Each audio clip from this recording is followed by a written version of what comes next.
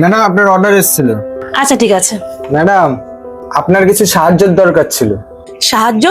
কি সাহায্য বলো? আমার কিছু টাকার প্রয়োজন ছিল। টাকা? কত টাকা? এই 1000 টাকা মতন। 1000 টাকা? কেন দরকার তোমার 1000 টাকা? আসলে আমাকে না ঘর ভাড়া দিতে হবে, পরের সপ্তাহে মাইনে পেলেই আপনাকে দিয়ে দেবো। আচ্ছা তুমি 2 মিনিট দাঁড়াও, আমি এক্ষুনি নিয়ে আসছি। এই নাও, এখানে পুরো 1000 টাকাই আছে। ধন্যবাদ ম্যাডাম, আমি পরের সপ্তাহে মাইনে পেলেই দিয়ে দেবো।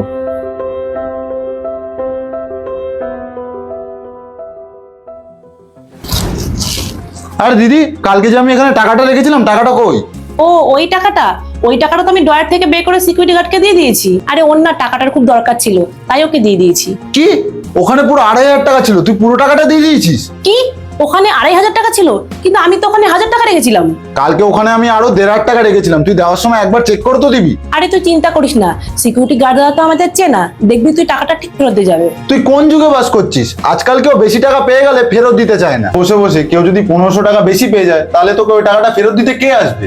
আরে তুই ভুল ভাবছিস, ও খুব সৎ মানুষ।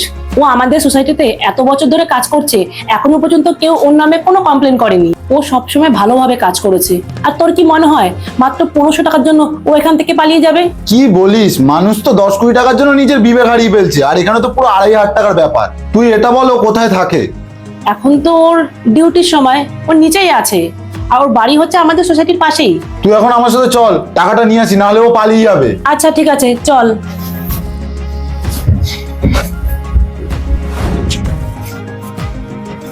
ভালোই হলো ম্যাডাম, আপনার সঙ্গে দেখা হয়ে গেল। ম্যাডাম আপনি না তখন আমাকে 1500 টাকা বেশি দিয়ে দিয়েছিলেন, এই নিন ম্যাম টাকাটা। এখানে 1500 টাকা বেশি ছিল? ঠিক আছে ম্যাডাম, আসছি তাহলে। আর সামনের সপ্তাহে মাইনে পেয়ে গেলে আপনাকে টাকাটা ফেরত দিয়ে দেবো। ও ভাই শোনো একটু।